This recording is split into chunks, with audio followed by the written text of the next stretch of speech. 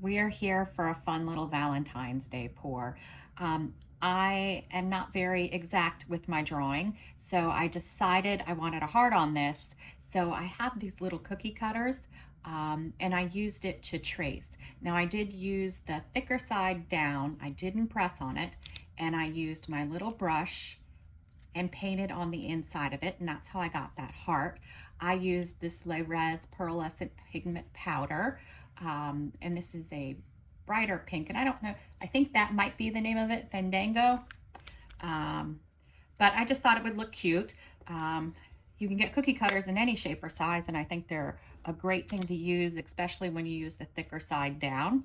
I am using craft resin. It's a 1-to-1 resin. This is a mold from Julie Cut's Pouring Your Heart Out. It's the heart edge mold, which is really cute. I am going to do a crackle effect, but I'm switching things up a little bit. I am using alcohol inks. So did I say 7 ounces craft resin, 1-to-1 resin? Making sure. I divided it amongst these 4 cups, but this cup has double the amount, so it's really like 5 cups. In the first cup, I put 10 drops of Octopus Fluids berry juice because I wanted a color similar to the pink in the heart. In the next cup, I put Eye Candy Shiro White, and I put a pretty good scoop in it because I want it to be heavy. Esmeralda, my dogs, they're picking now to fight. Then I did Ranger Inks Pearlescent, this purple, and because I wanted to give it some sort of shimmer. Hey now. Sorry about that. So I wanted to have some shimmer, so I used the pearls of Ranger Ink to do that.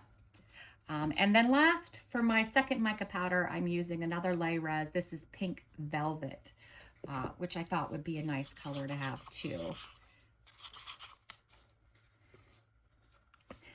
Now, I am going to start with this. I should mention, if you want your crackle to stand out more, you can add into the mix some sort of white. I use Let's Resin Ocean White, and I just put a drop per ounce, and it will make your crackle stand out more. But for this, I wanted something soft, so that's why I'm doing it this way. All right, so let's get our first color down.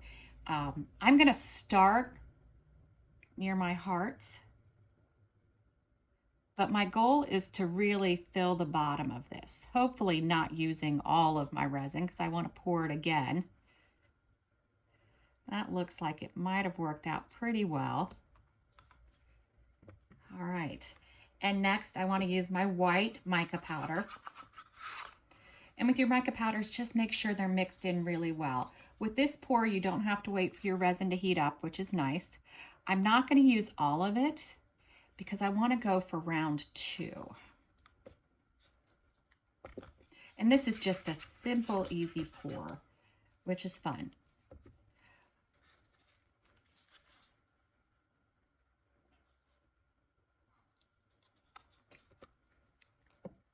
And then our other mica powder.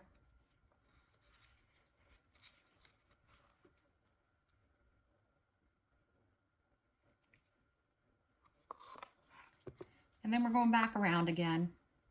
I want to save some of this for the end maybe, or maybe my purple. We'll see how much of the mold gets full. I think I'm going to go ahead and use the rest of this white. I'm going to use the rest of my cups now, I think. I'm running out of room, so I might have too much resin. We'll see. But I'm going to slow down what I'm putting in.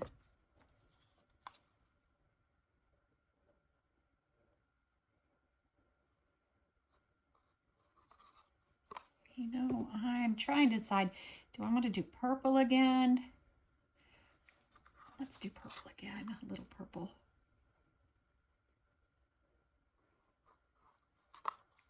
And then I'm actually going to do pink. I'm not going to put mica powder, but I'm going to use the pink to fill the rest of the mold.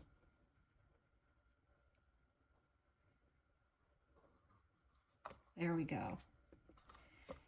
And I'm going to save that. I have some of Julie's puffy hearts, so I'll probably use my colors to fill those. my leftover. I'm gonna give this a shot of heat. And I'm not putting a center because I do have a center, that really cool heart. And we'll come back when this is ready to unmold. All right, we're back. Let's see how this came out with our heart mold, whether the crackle effect worked and whether our little heart came out well. Oh, wow, look at that. That is so cool. I love it.